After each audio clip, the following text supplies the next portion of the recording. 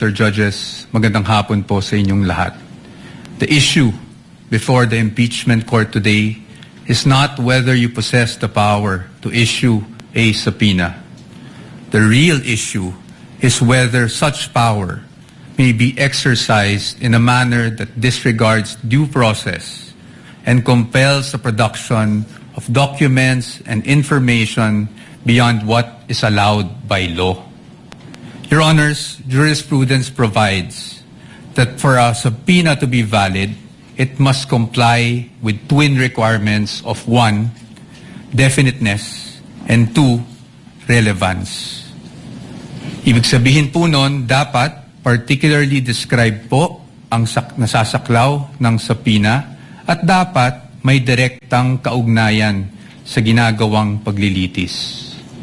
Your Honors, when a subpoena becomes oppressive, when it is unreasonable, and when it is merely issued for the very purpose that there is a hope that somewhere, somehow, something incriminating will come out, it ceases to be an instrument of justice. It becomes a weapon of a fishing expedition. And that is exactly what confronts this very court today. And that is why the defense has taken the position that the prosecution's requests must be denied. Allow me to explain, and let me begin with constitutional points. Our first point, Your Honors, due process. Impeachment is primarily a legal and constitutional procedure with political characteristics. It is sui generis, but it is not a purely political proceeding. Ibig sabihin po nun, the Bill of Rights, especially the due process clause, applies in all stages of the impeachment process. Your Honors, those are not my words. Those are the words of the Supreme Court in Duterte versus House of Representatives. And that is the law of the land. When we speak of due process, we offer a simple proposition that evidence must be present to support each and every accusation. Pero hindi po yon yung nangyari dito. Balikan po natin kung saan nagsimula itong proceeding na ito. I have here with me, Your Honors, copies of the Zabalia and Cabrera complaints, both filed before the House of Representatives. Both accused the Vice President of allegedly amassing unexplained wealth, both with voluminous attachments, yet not one attached a document to support that accusation. Not a single financial transaction record, not even a single SALN.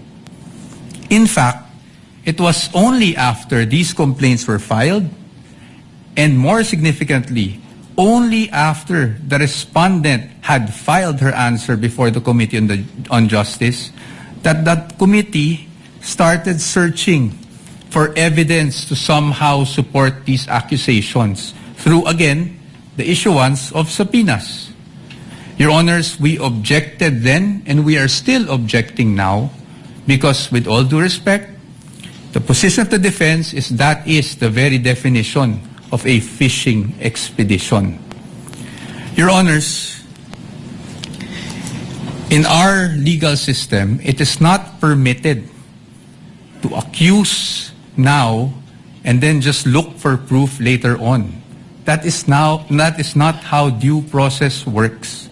Hindi po dapat natin pinapayagan yan. Moving on to my second point, Your Honors, let's talk about relevance. It is our position that the requests of the prosecution are in fact fatally overbroad. Bakit po fatally overbroad?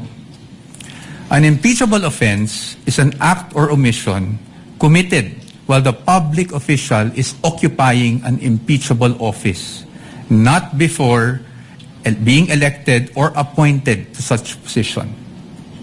Again, Your Honors, those are not my words. Those are the words of the Supreme Court in Duterte versus the House of Representatives. That is controlling, and that is the law of the land.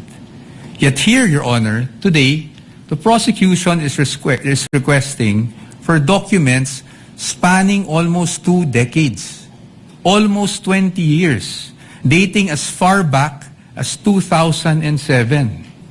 Your Honors, it is a fact na noong 2007, ang respondent ay vice mayor pa lamang.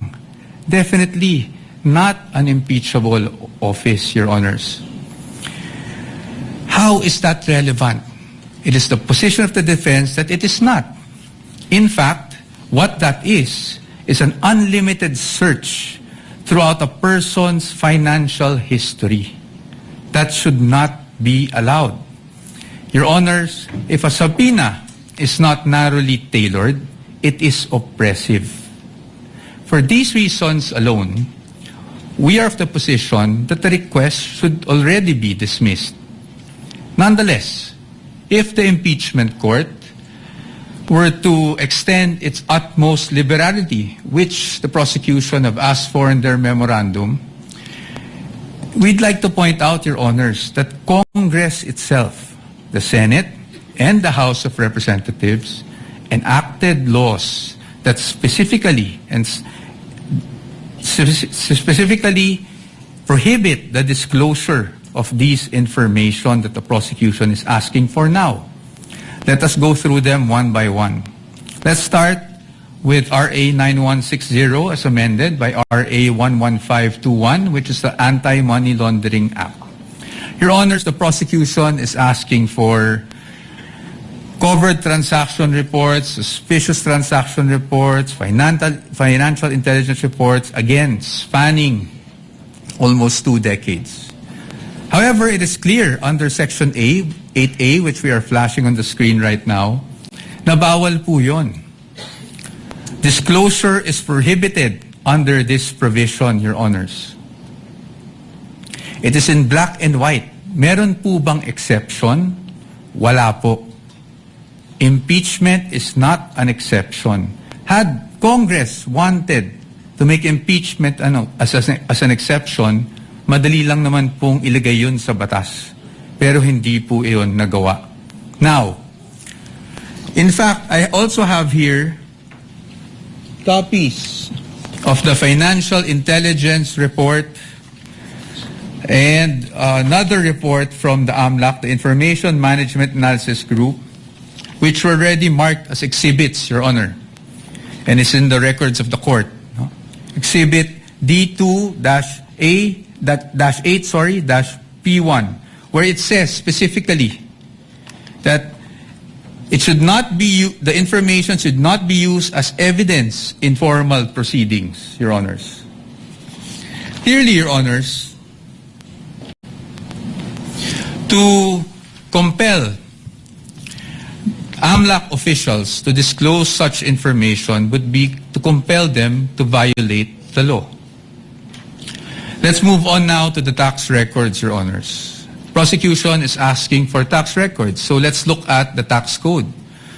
Section 270 of which criminalizes disclosure of taxpayers' information. Meron po bang exception sa batas na ito? Meron po, but it is limited. Kasama po bang impeachment? Hindi po. That is very clear. Again, Congress wanted to put an exception for impeachment. They could have easily done so, but they did not. Now, Your Honors, let's go to Bank Secrecy Law, RA 1405. The state policy has always been to favor the secrecy of bank deposits, Your Honors. Dito, while we recognize that impeachment is in fact an exception, Your Honors, we submit that this exception is not automatic. Meaning, hindi porket may exception for impeachment, pwede na kaagad natin buksan ang lahat ng bank records na hinihingi ng prosecution. Why? Because, Your Honor, this exception does not dispense with constitutional safeguards. It does not abolish the right to due process. So dapat po, meron pa rin tayong basihan. If you look at the articles of impeachment, wala naman po doon na nagsasabing yung sinasabing unexplained wealth coming from, even if it was an illegal activity, ay pinasok sa isang specific account. In fact, Your Honors, this exception does not automatically mean that we should permit a fishing expedition. Yun nga pong mga bank account numbers na nakaspecify sa request for the issuance of a subpoena, ang aming posisyon po dyan, yan po ay nakalap doon sa illegal disclosure, with all due respect, na ginawa ng AMLAC before the Committee on Justice. And then, Your Honors, they're also asking for the bank records of the spouse. Your Honor, the spouse is not an impeachable officer. And therefore, the spouse is not covered by this exception. Again, Your Honors, we should not allow this. In closing, Your Honors, the prosecution has repeatedly invoked accountability.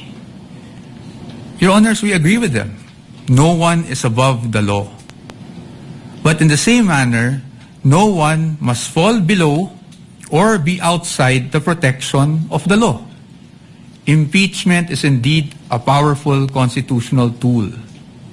But Your Honors, impeachment is not a magic word or a magic wand that one can just wave to transform an illegal act into a legal act, to transform unlawful access to lawful access. That is not what the Constitution contemplates. That is not what the laws enacted by Congress contemplate. And that is not something that the Honorable Impeachment Court should allow. We submit, Your Honors. Thank you very much. The gentleman still has 2 minutes and 48 seconds, which we shall credit, similar to the request of the prosecutor, to your rebuttal should you desire to use it.